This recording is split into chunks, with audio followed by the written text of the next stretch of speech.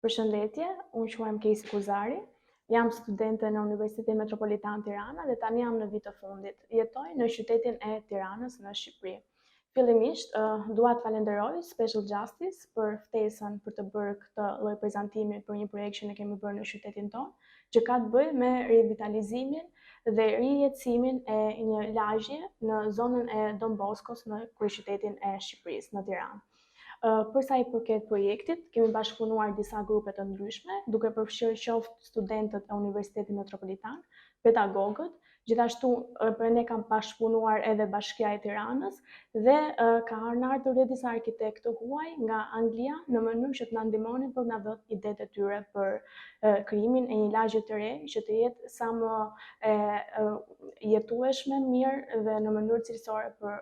banorët. Për sa i përket lagjes së Don Boskos, ku ne kishim projektin, ishte një zonë e cila kishte disa problematika, duke filluar që nga rrugët, të cilat nuk ishin të shtruara mirë, pjesët e trotuareve, kishte hapësira të shumta të gjelbërimit që mungonin, edhe sidomos edhe për hapësirat e tjera që ishin për fëmijët ku nuk ishin prezente. Bizotërojnë pjesa më e madhe e ndërtimeve dhe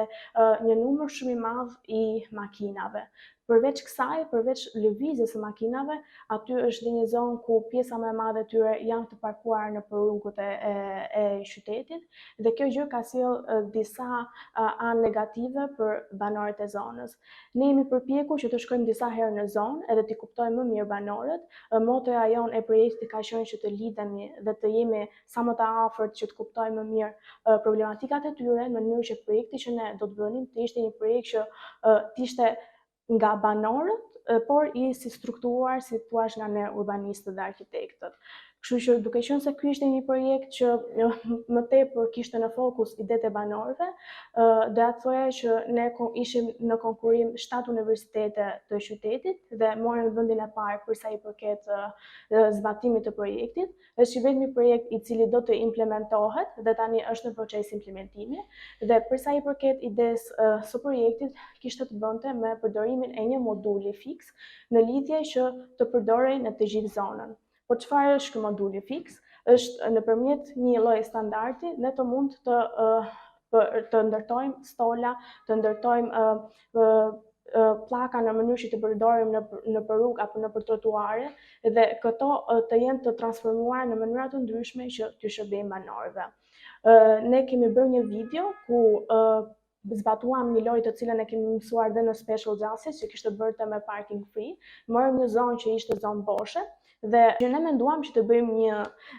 intervistë me gjithë banorët e zonës dhe bëjmë një video ku tregojmë se si kemi mundur që të lidhemi më shumë me ta dhe të kuptojnë se kush janë problematikat e tyre.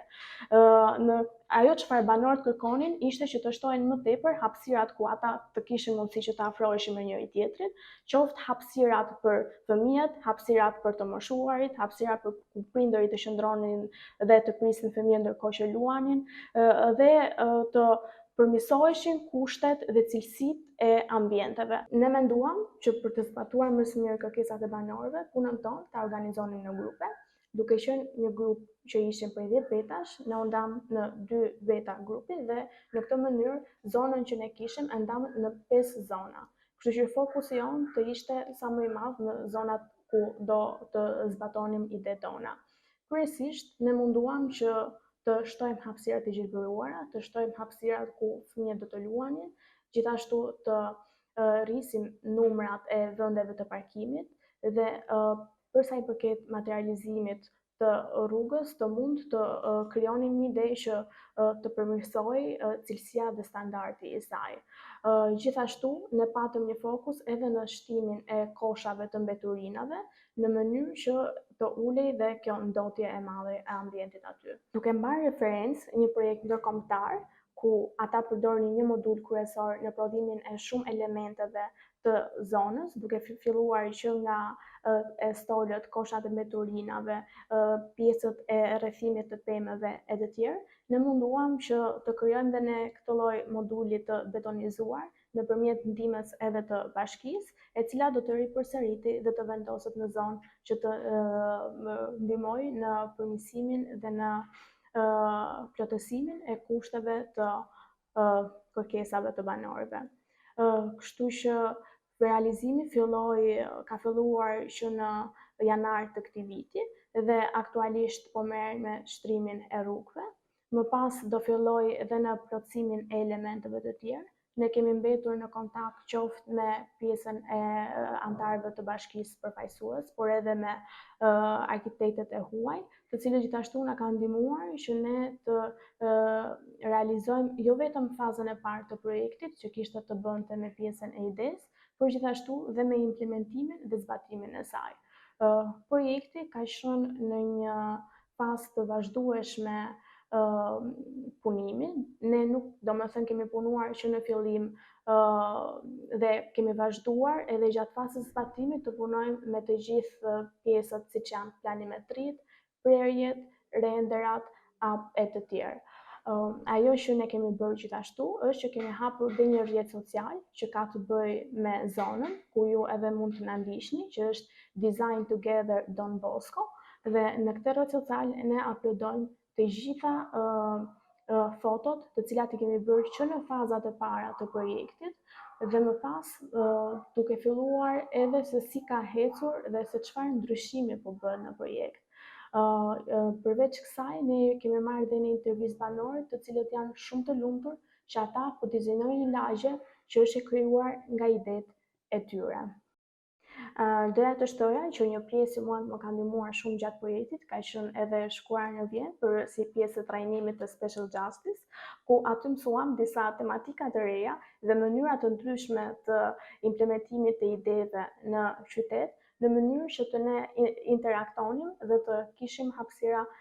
sa më të kënaqshme për të jetuar për banorët.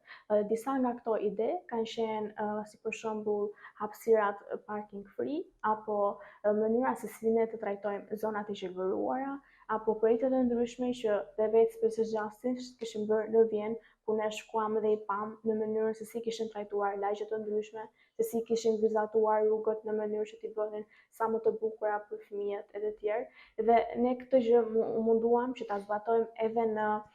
lagjen e Don Boskos. Duke qenë se ky ishte projekti fitues, kjo gjë do të zbatohet edhe në 7 lagjet e tjera, kështu që ne jemi shumë të lumtur që si projekt është mundur që të implementohet jo vetëm në një zonë, por edhe në shumë zona të qytetit të Tiranës dhe pse jo në të gjithë vendin.